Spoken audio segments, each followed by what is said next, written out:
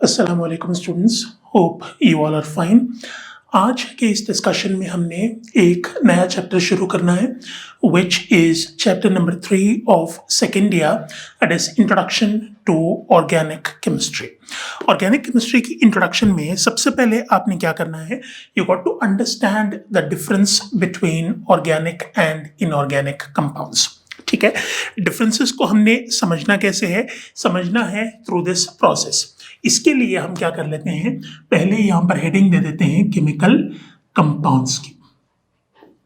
Chemical compound की heading देने के बाद इसकी हम बाइफर्केशन कर लेते हैं दो हिस्सों में। एक तरफ हमने लिखा इन ऑर्गेनिक और दूसरी तरफ हमने लिखा organic. One is inorganic and the other one is organic. ठीक है, तो इन दोनों में डिफरेंस क्या है? जो पुराना एक कंसेप्ट एग्जिस्ट कर रहा था, अकॉर्डिंग टू दैट जो इनऑर्गेनिक कंपाउंड्स हैं, this is only obtained from non living matter. जितनी भी गैर जानदार चीजें हैं उसमें से जो आपको कंपाउंड्स मिलेंगे उसको क्लासिफाई किया गया था एज इनऑर्गेनिक कंपाउंड्स। अब इसमें आप क्या कर सकते हो, आप इसमें इंक्लूड कर सकते हो रॉक्स को, rocks, you can include soil in it, you can include the sea। ये सारी की सारी चीजें, इनमें से जो आपको कंपाउंड्स मिलेंगे इनको इनऑर्गेनिक कंपाउंड्स क्लासिफाई किया गया। और जो ऑर्गेनिक कंपाउंड्स थे, ऑर्गेनिक कंपाउंड्स के लिए शर्त ये लगाई गई कि इन कंपाउंड्स को आपने हासिल करना है फ्रॉम लिविंग मैटर, जानदार चीजें जितने हैं। अब जानदार चीजों में दो चीजों को यहां पर आप मेंशन कर सकते हो, one is plants and the other one is animals. Plants and animals से जो आपको कंपाउंड्स मिलेंगे उसको क्लासिफाई किया जाता है as organic compounds. So this is what the concept was that was existing before. ठीक है, राइट। अब इसमें एग्जांपल्स के तौर पर आप इंक्लूड किसको कर सकते हो, you can include marble. Rocks में से, रॉक में एग्जाम्पल आप मार्बल की दे सकते हो। अब मार्बल की केमिकल कॉम्पोजिशन अगर हम देखें तो it is calcium carbonate CaCO3। ठीक है, दूसरी एग्जाम्पल यहां पर आपको गिवन है सोडियम क्लोराइड की NaCl। ये भी आपको उसी में से मिलता है, बड़े बड़े चट्टानों से। जैसे एग्जाम्पल मैं प्रोबेबली शायद आपको दे चुका हूं, खेवड़ा जो माइंस हैं जो पिंडी के करीब है, वहां पर आपको रॉक्स में से नमक मिलता है। तो इन दोनों को आप क्या करोगे, classify it as non living matter में से चूंकि आपको मिल रहा है तो आप इसे इनऑर्गेनिक क्लासिफाई करोगे। और जहां तक ऑर्गेनिक कंपाउंड्स का ताल्लुक है, ऑर्गेनिक बेसिकली इज फ्रॉम दो एग्जांपल्स जो गिवन है, एक तो विनेगर है, सिरका। विनेगर का फॉर्मूला अगर आप लिखोगे it is written like this CH3COOH। और दूसरी एग्जांपल यहां पर गिवन है आपको टार्टारिक एसिड की। Tartaric acid is a carboxylic acid which is generally obtained from grapes। grapes में से चूंकि हासिल हम करते हैं तो इसको भी आप ऑर्गेनिक कहोगे। फॉर्मूला क्या है इसका, इसको हम लिखेंगे लाइक दिस CH, ये भी OH हुआ और ये COOH।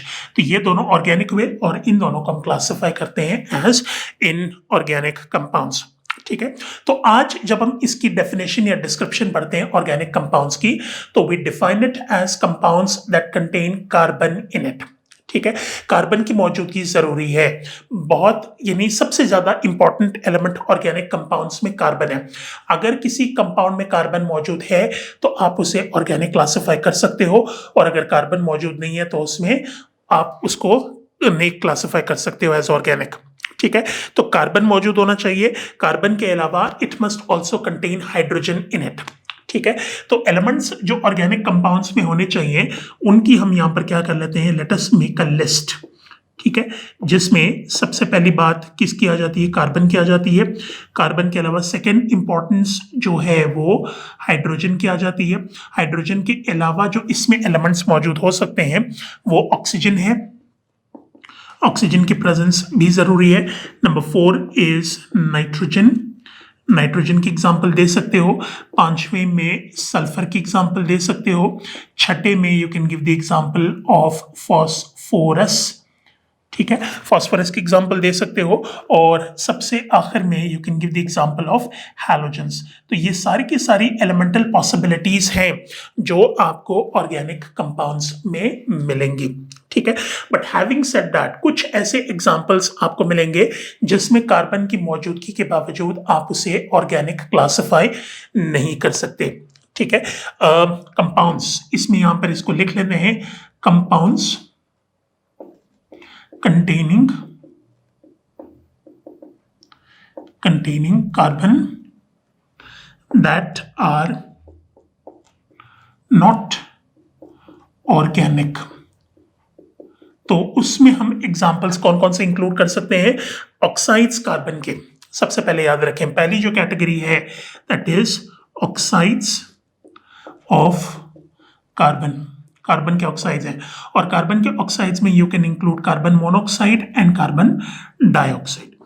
मोनो और डाइऑक्साइड्स को आप इसमें इंक्लूड कर सकते हो।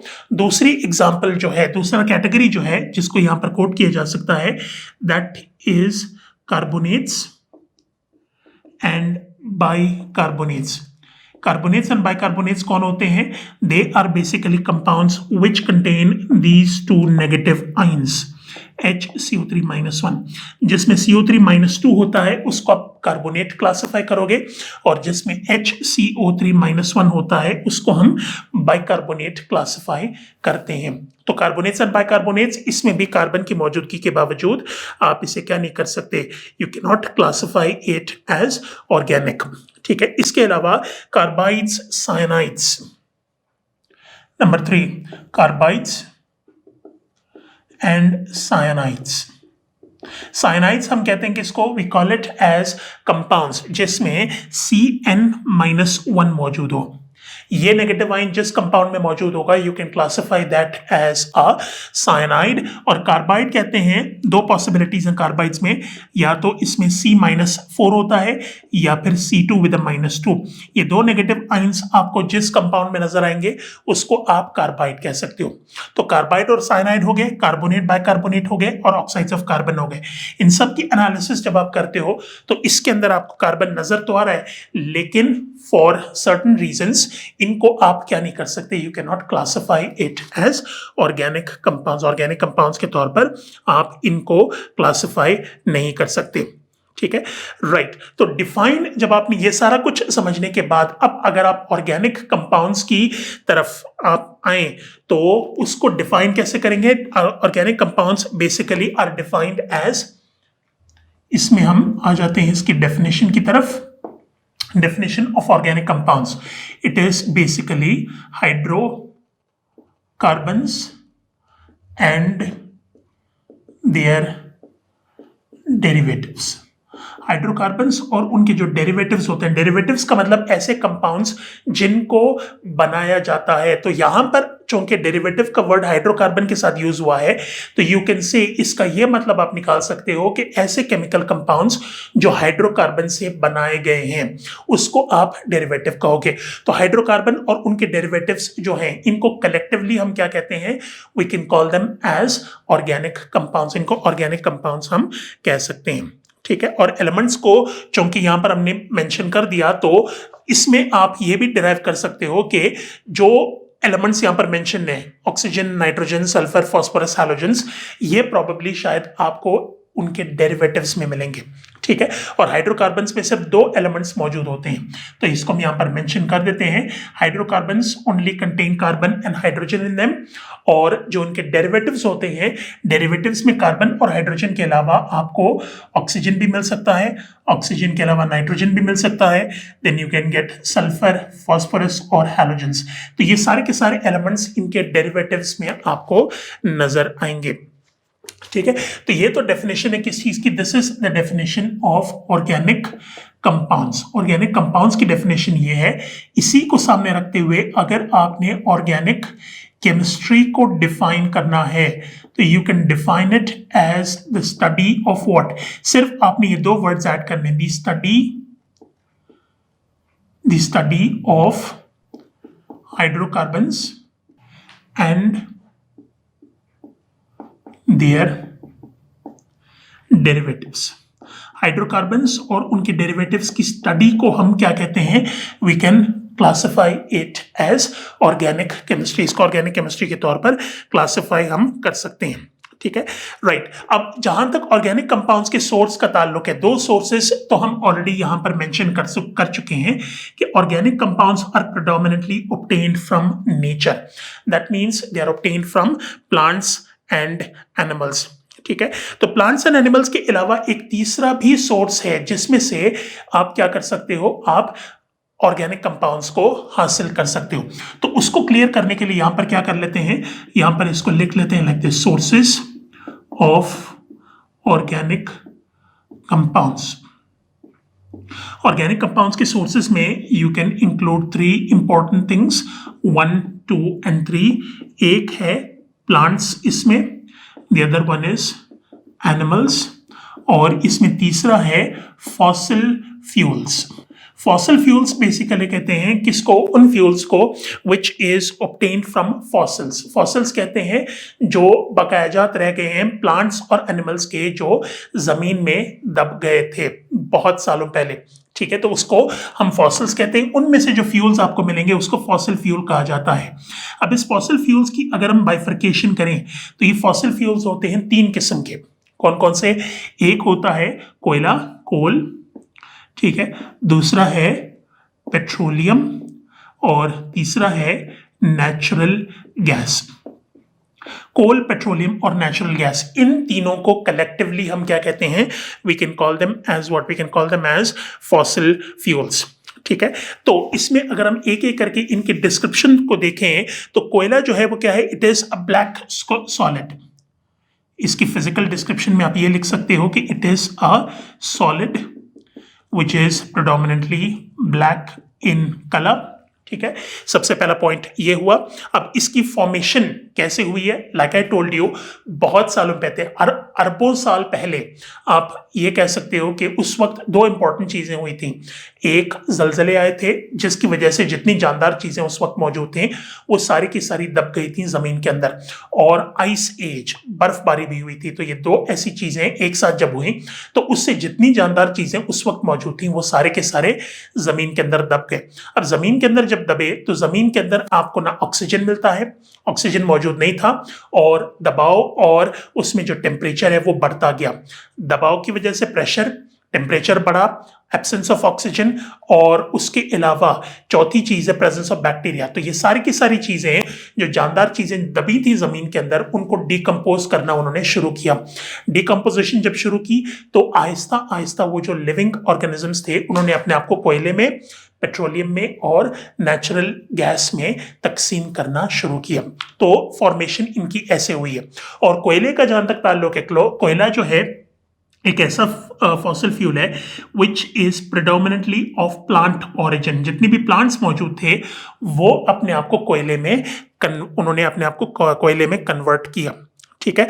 अब इसकी अगर हम क्या करें, कोयले की अगर हम क्लासिफिकेशन करें on the basis of the percentage of carbon present in it, तो आप इसको क्लासिफाई कर सकते हो मुख्तलिफ टाइप्स में। जैसे पहली टाइप आपके बुक में गिवन है लिग्नाइट की।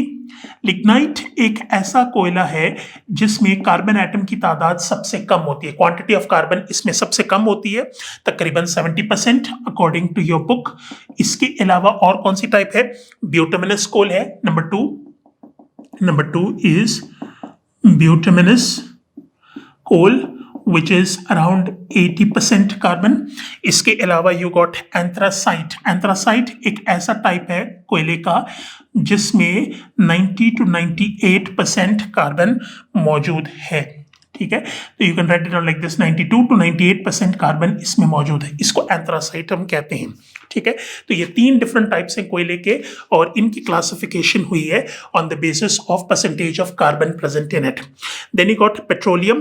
पेट्रोलियम की अगर हम फिजिकल स्टेट देखें तो ये सॉलिड था, तो आप ये कह सकते हो कि ये होता किस हालत में है, it is present in the form of a liquid, liquid की हालत में मौजूद होता है। और इसका जो नाम है पेट्रोलियम का, it is derived from 2 words. एक है पेट्रा, पेट्रा का मतलब रॉक होता है, और दूसरा है ओलियम, ओलियम का मतलब ऑयल होता है, rock oil. Petra means rock, oleum means oil, तो रॉक ऑयल भी इसको कहा जाता है। तो इसकी भी डिकम्पोजिशन उसी तरह हुई है जैसे मैंने आपको कोयले के बारे में बताया, जानदार चीजें जमीन के अंदर दबी, प्रेशर, टेम्परेचर, बैक्टीरिया और एब्सेंस ऑफ ऑक्सीजन की वजह से जो लिविंग थिंग्स थी उन्होंने अपने आप को डिकम्पोज इसमें कर दिया। ठीक है, तो it is essentially what, it is essentially a mixture of gaseous and liquid hydrocarbons. अगर आप इसकी कॉम्पोजिशन देखोगे तो कॉम्पोजिशन में आप कह सकते हो कि ये एसेंशियली मिक्सचर है किस चीज का, एक गैसियस और दूसरा liquid, gaseous and liquid hydrocarbons का मिक्सचर है जिनको एक दूसरे से सेपरेट किया जाता है on the basis of the difference in their boiling points, जिसको हम फ्रैक्शनल डिस्टिलेशन भी कहते हैं। तो फ्रैक्शनल डिस्टिलेशन की मदद से आपने इन दोनों को डिफरेंशिएट करना है, सेपरेट करना है, लेकिन वैसे देखा जाए तो सारी की सारी चीजें आपस में एक दूसरे के साथ मिक्स्ड फॉर्म में मौजूद होती हैं। ठीक है, तीसरी चीज जो है वो नेचुरल गैस है। ठीक है, नेचुरल गैस में आपको क्या मिलेगा, आपको 4 पहले हाइड्रोकार्बन्स मिलेंगे। कौन कौन से, एक मीथेन है, ईथेन है, C3H8 प्रोपेन है एंड C4H10 ब्यूटेन। इन चारों को मिक्स करने से नेचुरल गैस प्रोड्यूस होता है। ठीक है, तो आप ये कह सकते हो कि apart from coal, petroleum and natural gas, they are mixtures, hydrocarbon के मिक्सचर्स होते हैं। फर्क सिर्फ ये है कि यहां पर आपको गैसियस और लिक्विड दोनों हाइड्रोकार्बन्स मिक्स फॉर्म में मिलेंगे, और दूसरी तरफ जो नेचुरल गैस है it is exclusively present in gaseous state, gaseous state में मौजूद है, जिसमें सबसे ज्यादा प्रोपोर्शन मीथेन का आपको मिलेगा। इन चारों में से सबसे ज्यादा मीथेन मौजूद है which is around 85%। 85% of natural gas is present in the form of methane, methane की फॉर्म में आपको मिलता है। तो ये रही फॉसिल फ्यूल्स की डिटेल। ये 3 डिफरेंट फॉसिल फ्यूल्स हैं जिनकी केमिकल कॉम्पोजिशन को भी हमने क्या कर लिया, हमने समझ लिया। अब जहां तक दूसरा ताल्लुक है, ये जो हमने 2 चीजें लिखी हुई है, प्लांट्स की और एनिमल्स की। ठीक है, तो प्लांट्स एंड एनिमल्स से जो आपको कंपाउंड्स मिलेंगे उसको क्लासिफाई कैसे किया जाता है, that is classified under the heading natural product chemistry. Natural product chemistry उस ब्रांच ऑफ केमिस्ट्री को कहते हैं जिसमें हम क्या करेंगे, जिसमें हम एनालाइज किसको करते हैं, we analyse compounds that are obtained from plants and animals, उसको जो है वो यहां पर क्लासिफाई किया जाता है। अब इसमें एग्जांपल कौन कौन सी दे सकते हो, you can give the examples of carbohydrates. Carbohydrates में आप एग्जांपल दे सकते हो गंदम की, जो बाजरा वगैरह जो है, इसमें से जो आपको मिलता है प्रेडोमिनेंटली कार्बोहाइड्रेट्स मिलते हैं। इसकी क्लासिफिकेशन हो सकती है under the heading natural product chemistry. उसके अलावा और कौन सी एग्जांपल दे सकते हो इसमें, you can give the examples of vitamins. ठीक है, विटामिन्स की एग्जांपल दे सकते हो, जितनी मौजूद है उसको आप यहां पर इंक्लूड कर सकते हो। Apart from that you can also give the examples of medicines. Number 3 MEDICENES, medicines की एग्जांपल दे सकते हो। Number 4 asters, class of compounds, ठीक है, जिनको आप खुशबू या फ्लेवर के तौर पर इस्तेमाल करोगे, उनकी एग्जांपल्स दे सकते हो। ऑयल और डाइज, तेल जितने हो गए, और जो रंग है, ये सारी की सारी चीजें। तो ये कुछ एग्जांपल्स मैंने कोट कर दी हैं which come under the heading natural product chemistry. ठीक है, so these things are predominantly obtained from plants and animals, जिसको फिर क्या किया जाता है, जिसको फिर मार्केट किया जाता है और इसको फिर इस्तेमाल किया जाता है। ठीक है, right, now let's come towards partial and total. Partial and total synthesis, क्या डिफरेंस है दोनों में? डिफरेंस ये है कि पार्शियल सिंथेसिस में हम क्या करेंगे, पार्शियल सिंथेसिस में हमने फोकस करना है एक बहुत बड़े केमिकल रिएक्शन के एक छोटे से हिस्से पर। मिसाल के तौर पर इसको इस तरह समझने की कोशिश करें कि एक केमिकल रिएक्शन है जो 4 स्टेप में कंप्लीट होता है। वो जो चारों के चारों स्टेप होंगे, अगर आप कलेक्टिवली उसे लिखोगे तो वो टोटल सिंथेसिस को रिप्रेजेंट करता है। और पार्शियल सिंथेसिस में हम क्या करेंगे, पार्शियल सिंथेसिस में उन 4 स्टेप्स में से किसी एक स्टेप के ऊपर फोकस करेंगे। ठीक है, लेकिन याद रखें ये जो दोनों चीजें हैं, चाहे वो पार्शियल है या टोटल सिंथेसिस है, this is applicable on what, on the study of chemistry which is classified as synthetic chemistry. ठीक है, तो सबसे पहले हम यहां पर क्या करते हैं, पार्शियल एंड टोटल सिंथेसिस में लेट अस स्टार्ट और discussion from synthetic chemistry. Synthetic chemistry से हम बात को शुरू करते हैं। सिंथेटिक केमिस्ट्री कहते हैं किसको है? इट इज डिफाइंड या described as the branch of chemistry जिसमें हम क्या करते हैं, जिसमें हम ऑर्गेनिक कंपाउंड्स को प्रोड्यूस करते हैं। किसमें? Organic compounds are generally produced in the laboratory. Laboratory में ऑर्गेनिक कंपाउंड्स को जिस तरीके से प्रिपेयर किया जाता है, तो उस प्रिपरेटरी जो जितने भी मेथड्स वगैरह होंगे उसको क्लासिफाई किया जाता है synthetic chemistry. Synthetic basically means जिसका कोई कुदरती वजूद ना हो, नेचुरल वजूद नहीं है। लेबोरेटरी के अंदर जब केमिकल्स की मदद से आप किसी भी ऑर्गेनिक कंपाउंड को प्रिपेयर करते हो तो उसको आप इस हेडिंग के अंडर लाओगे। ठीक है, तो like I said partial synthesis में डिजायर्ड प्रोडक्ट जो ऑब्टेन होता है फ्रॉम एन इंटरमीडिएट प्रोडक्ट। अब इसको क्लियर करने के लिए मुझे क्या करना पड़ेगा? मुझे आपको एक एग्जांपल देनी है, which is the reaction of alkane, alkane की ऑक्सीडेशन। ठीक है, तो यहां पर मैं हेडिंग दे देता हूं, oxidation of alkanes. Oxidation of alkanes में हमने CH3 single bond CH3 alkane molecule, जिसको हम क्या कहते हैं? We call it as a molecule of ethane. Ethane molecule से हमने बात को शुरू की। ठीक है, स्टार्टिंग मटेरियल इथेन है और इसकी हमने की ऑक्सीडेशन। ऑक्सीडेशन हमने की एटॉमिक ऑक्सीजन की मदद से। और एटॉमिक ऑक्सीजन की प्रेजेंस में जब आप क्या करोगे, जब आप रिएक्शन करवाओगे तो ये रिएक्शन कैटालाइज होता है कॉपर के जरिए। Copper catalyses the process.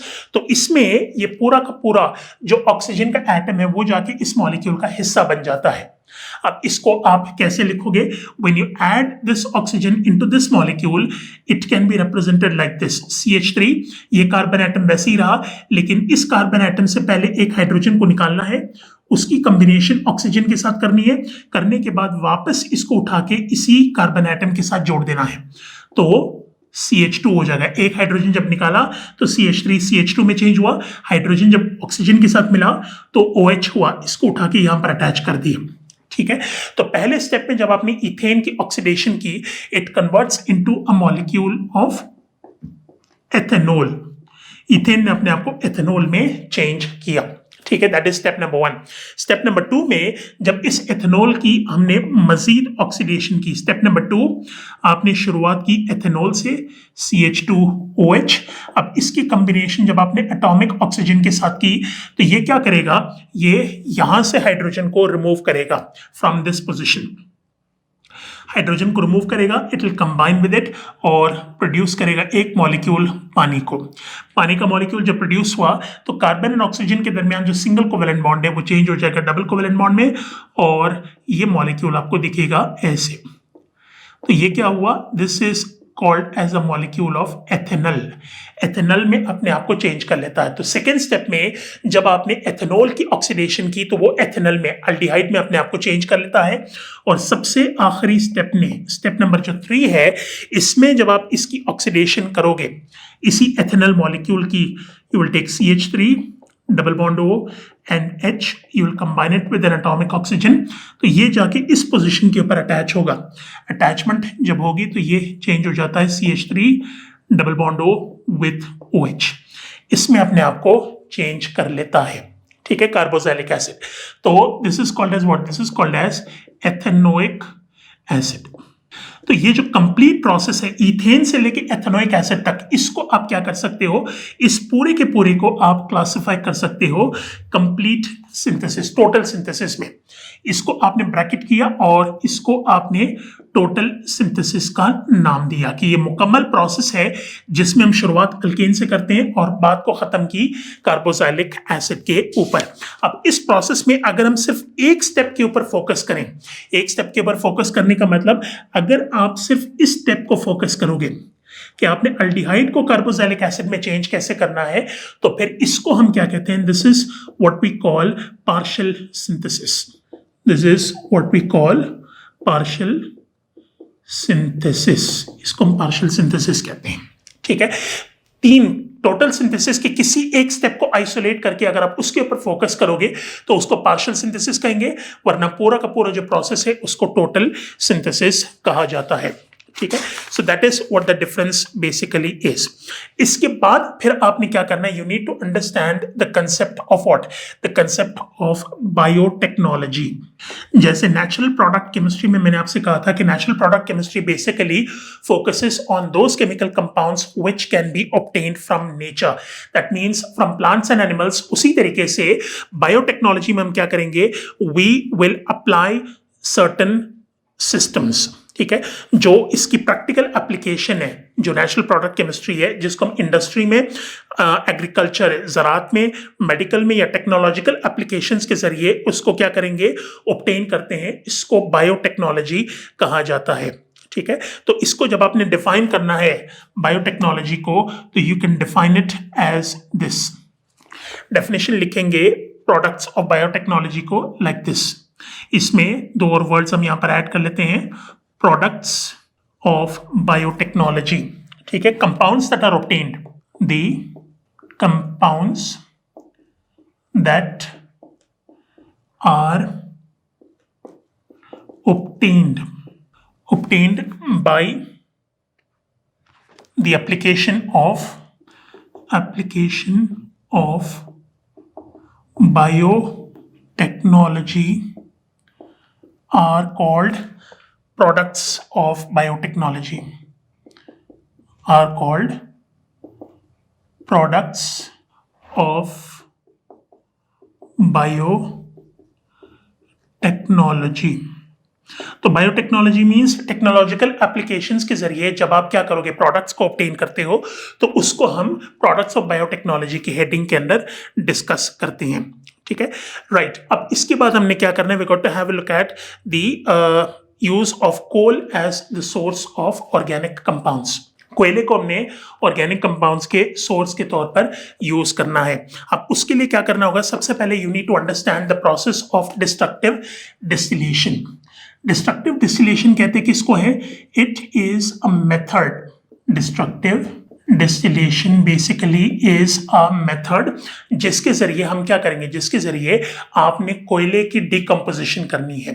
मतलब आप इसको ये समझ लो कि कोयला एक तरफ आपके पास मौजूद है, इस कोयले को आपने क्या करना है, हीट करना है 500 से लेके 1000 डिग्री सेंटीग्रेड तक।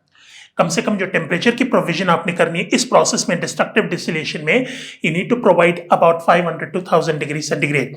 और दूसरी इंपॉर्टेंट बात यह है कि ये जो प्रोविजन ऑफ हीट होगी, this has to happen in a vacuum. Vacuum में आपने कोयले को लेना, वैक्यूम का मतलब एक ऐसी जगह जहां पर हवा का एक भी मॉलिक्यूल मौजूद ना हो, ठीक है।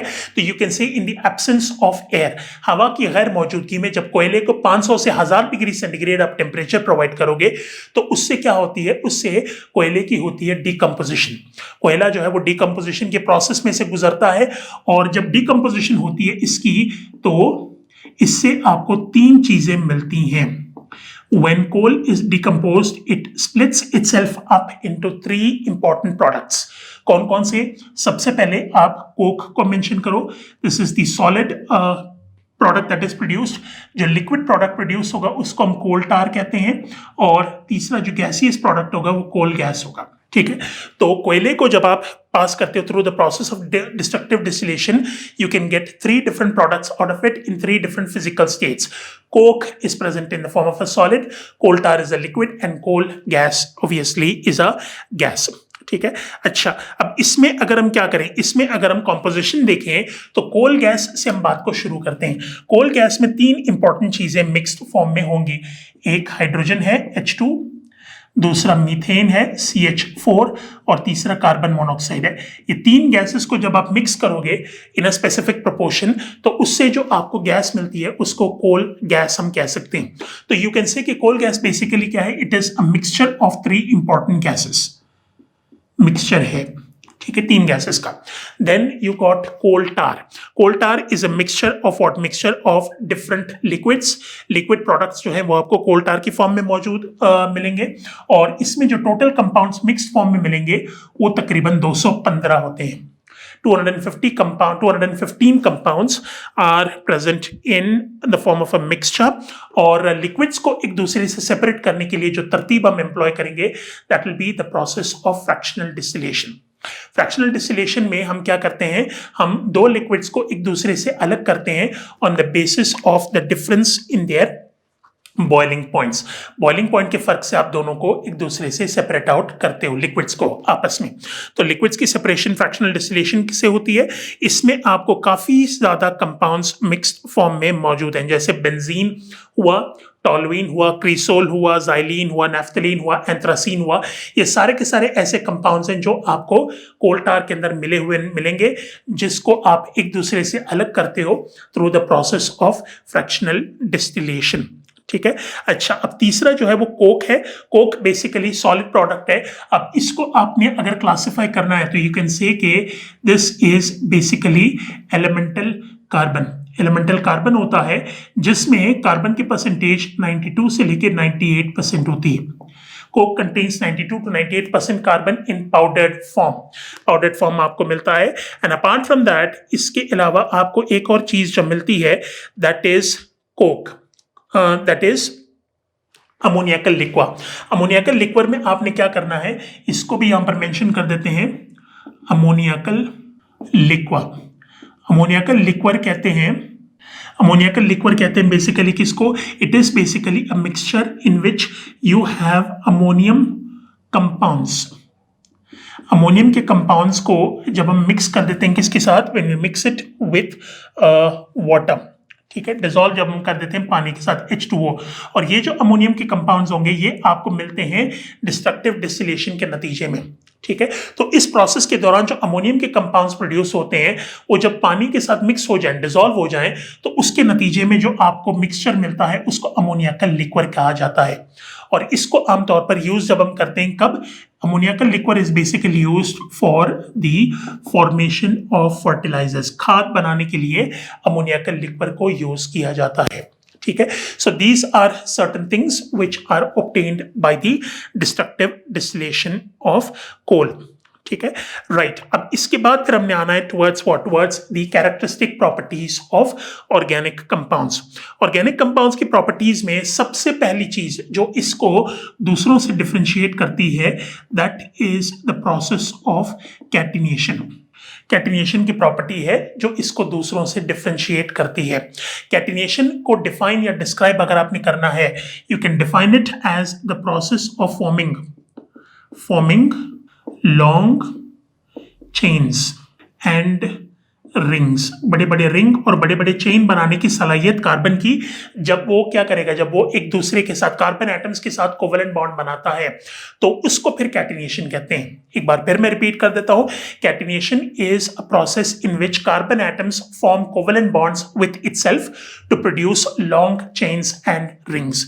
ये एक ऐसी प्रॉपर्टी है जो कार्बन के अलावा आपको किसी और एलिमेंट में नहीं मिलेगी। और इसी कैटिनेशन की वजह से कार्बन के कंपाउंड्स आज 70 लाख को टच कर रहे हैं। ठीक है।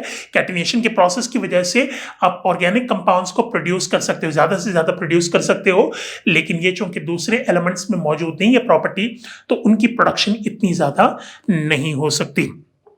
ठीक है। दूसरा जो इंपॉर्टेंट प्रॉपर्टी है ऑर्गेनिक कंपाउंड्स की, that is the phenomena of isomerism. Isomerism कहते हैं एक ऐसे फिनोमेना को जिसमें सब्सटेंस का जो मॉलिक्यूलर फॉर्मूला होता है, phenomena in which any substance organic compound हो, उसका अगर मॉलिक्यूलर फॉर्मूला सेम है, ठीक है, then it has the ability of forming different structures. Different structures बनाने की एबिलिटी इसमें मौजूद होती है। एक ही कंपाउंड होगा जिसमें मॉलिक्यूलर फॉर्मूला सेम है, लेकिन अगर वो डिफरेंट स्ट्रक्चर्स प्रोड्यूस करता है तो फिर इसको हम क्या कहते हैं, इसको हम आइसोमेरिज्म कहते हैं। अब इसमें एग्जांपल्स हम आगे जाके देखेंगे। आइसोमेरिज्म का पूरा टॉपिक है जिसमें इसकी डिटेल को डिस्कस किया जाएगा। नॉन पोलर कैरेक्टर नंबर 3, ज्यादातर जो ऑर्गेनिक कंपाउंड्स है most of them are non polar in nature. Non polar इसलिए हैं because they don't have any electronegativity difference between them.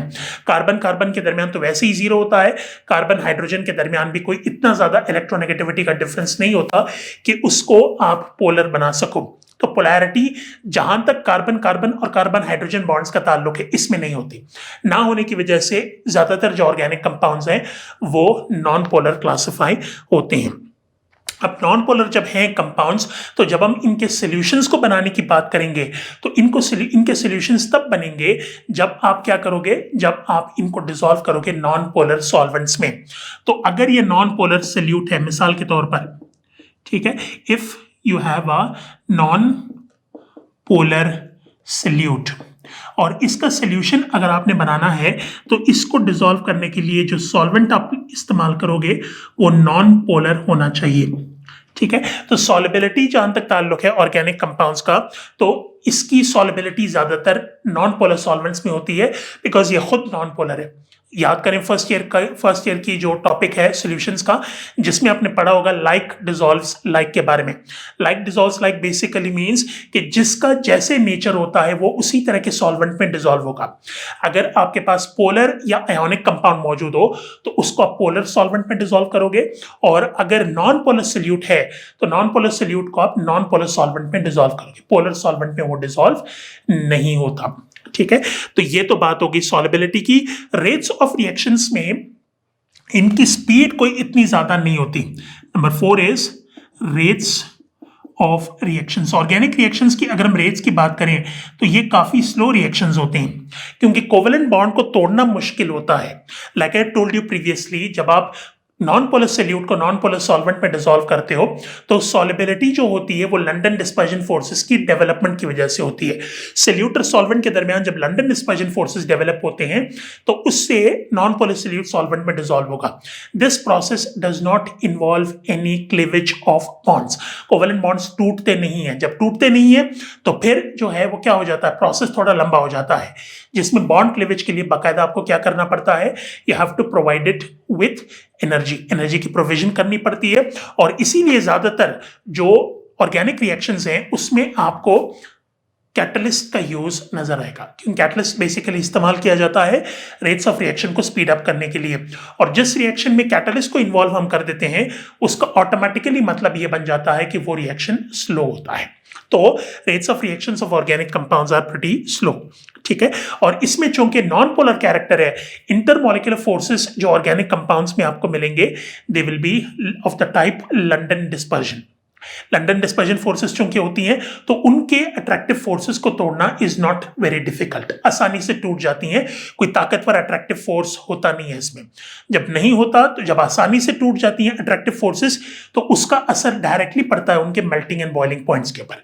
तो जितने भी ऑर्गेनिक कंपाउंड्स आपको मिलेंगे, let me right it down over here like this, organic compounds have low melting points and low boiling points. उसकी वजह यह है कि इसमें जो अट्रैक्टिव फोर्स है that is of the type London dispersion, और इसको तोड़ने में कोई ज्यादा एनर्जी की जरूरत नहीं होती, जिसकी वजह से इनके मेल्टिंग एंड बॉइलिंग पॉइंट्स भी कम होते हैं। दे आर फ्लेमेबल, आसानी से आग लग जाती है। एग्जाम्पल आप मीथेन की ले लो, बाकायदा जो हीटर्स में हम इस्तेमाल करते हैं सर्दियों वगैरह में उसको जलाया जाता है, पेट्रोल भी जल सकता है।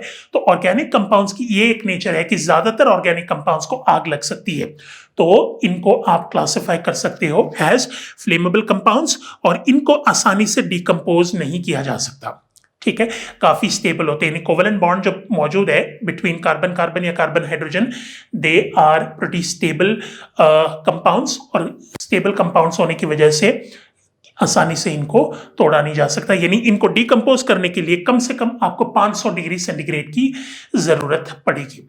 ठीक है, सो इससे अंदाजा हो जाता है कि ये प्रीटी स्टेबल है, इनको डिकम्पोज करना आसान नहीं होता। तो they are pretty stable compounds. So this is what the characteristics basically are of organic compounds. और इसी के साथ हमारा आज का ये डिस्कशन हो गया है complete. Hopefully in the next discussion will have a look at the concept of buckyballs, functional groups, और उसके अलावा होमोलोगस सीरीज वगैरह को देख के फिर हम इस चैप्टर को कंप्लीट करेंगे। बट अंटिल देन, अल्लाह हाफिज।